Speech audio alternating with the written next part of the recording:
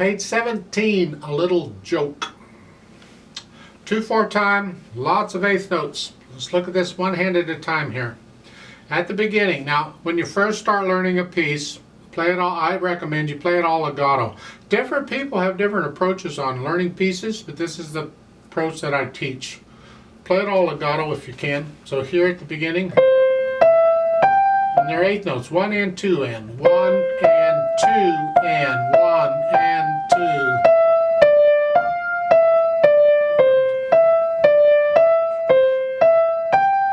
So forth, go down to the third line, measure 9. You're here, you come down 1. Well, you ended the second line, just reach down with the thumb, and then after you do that, you can bring the hand down. So it's, and the next measure, just bring the thumb down, and then the hand down. And again, bring the thumb down. We can move around like that. You just crawl around like a bug. It's fun. Left hand, treble clef at the beginning here.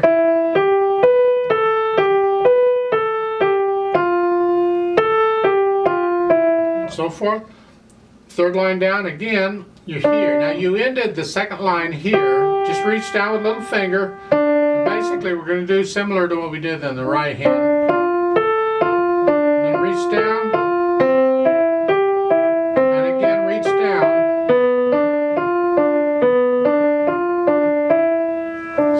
Make sure you play each hand alone, okay, and then you try putting the hands together. This should be interesting. They're not playing octaves, they're playing different notes. See, they're all different.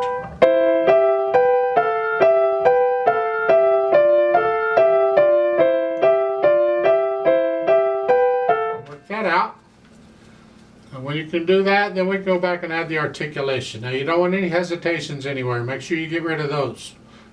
The articulation is slurs and staccatos. I recommend a finger staccato here. It's kind of fun. You can do wrist or hand staccato if you prefer, but I find this to be a tiring move for me. After a while, especially if it's fast, I can't do that. I just use the fingers and basically pluck the keys.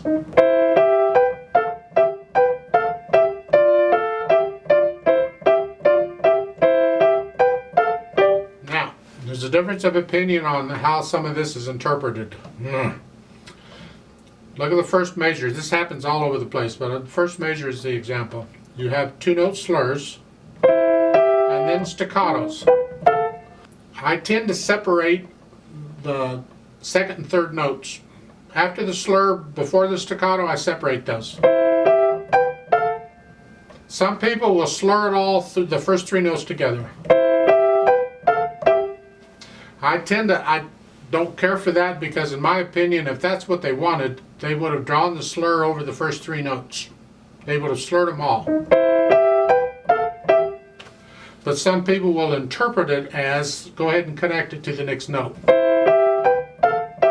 But I separate them. So the first 2 notes are by themselves. It's not a short staccato, it's not a staccato. But it's separated, so you just lift it.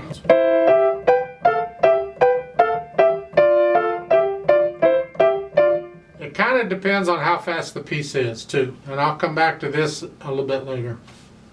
So get the slurs and the staccato. So when you get to the last measure, the second line, that's measure 8, you have a staccato and a tenuto over the line both.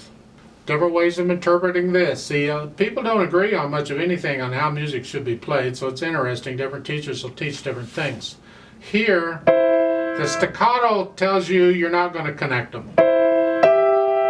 Not with a staccato on it, you don't. The tenuto means you can linger on the note. In other words, it's going to be a long staccato. Because you either have legato or staccato, take your pick. Either they're connected or they're not. And you can have different lengths of staccato. You can have really short staccatos and you can have long staccatos or somewhere in between. It depends on the music. Here it's like a long staccato. So the last 2 measures of the second line would be there. So just long staccato. Now some people treat the tenuto line like a stress mark. So they'll give that a little extra. Here. I don't treat tenuto lines like a stress mark unless the composer has made it clear that's what he intended. Otherwise, you just linger on the note. So to me, those notes are just long staccatos. Just separate them. You get the same thing at the bottom. Next to the last line, you're down here. And the last measure is just a tenuto. It's not a staccato. So there you're going to linger on it the full 2 counts. And maybe just a hair longer, just and that's my impression of the articulation.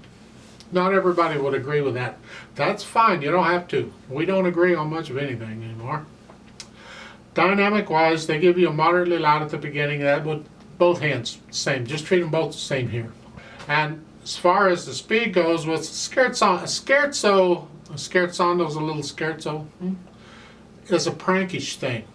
It's a joke. Well, a little joke, that makes sense. Okay, so think prankish. Pulling a prank on somebody, or just the song is just a prank.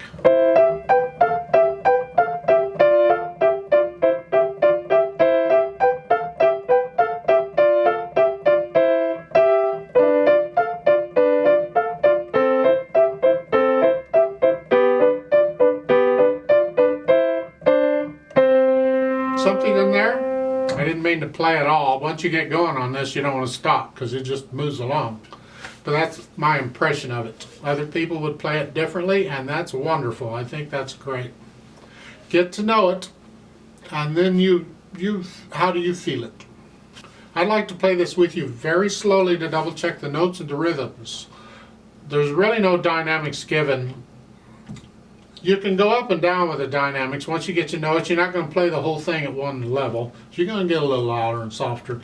But for the purpose of the play with me, I just play the notes. So I'll give us 2 counts, and let's try it together very slowly. Because there's 8th notes all over the place, and I want to go really slow, I went ahead and put the metronome on 8th notes. So it's beating 8th notes. So it's here. 1 and 2 and. That's how fast we're going to go. So let's try that. Ready and go and.